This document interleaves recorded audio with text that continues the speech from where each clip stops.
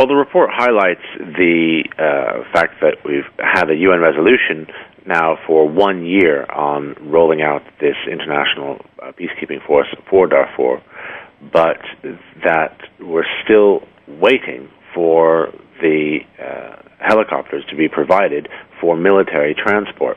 And the fact is that there are many parts of the mission there on the ground that need to be filled. There's still not enough troops on the ground. They still aren't equipped properly.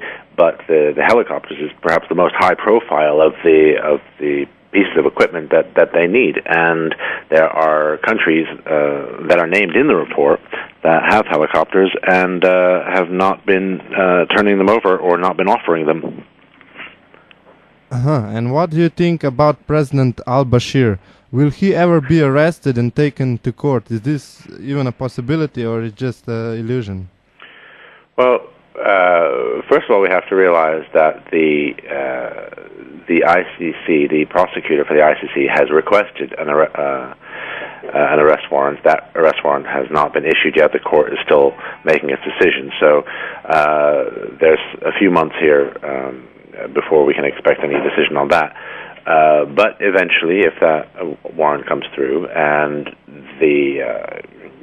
it's probably not going to be fulfilled right away, is it? But then the arrest warrant for Mr. Milosevic wasn't fulfilled right away, and he ended up in The Hague eventually. And as we've seen most recently with Mr. Karadzic, the international justice may work slowly sometimes, but it does eventually follow through, and follows these perpetrators right through their lives.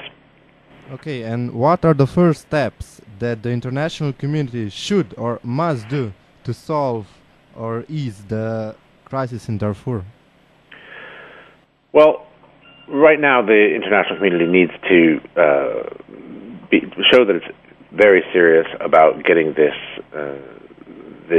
peacekeeping force on the ground and fulfilling. I mean, right now there are, I think, 7,000 or 8,000 troops on the ground, and the force is actually supposed to have over 20,000. And that's just not good enough. The equipment's not there. In terms of Slovenia specifically, I mean, this report does mention Slovenia specifically, and it's possible that the report mentions that it's possible Slovenia itself could provide up to 3 aircraft to support the UN operations. That means, in operational terms, that means basically supplying 1 aircraft because of the rotations that you have to have. But there's something that many countries can do, and Slovenia can play a part in this operation as well, and it ought to be fulfilling its role to provide this international peacekeeping force with the equipment that it needs.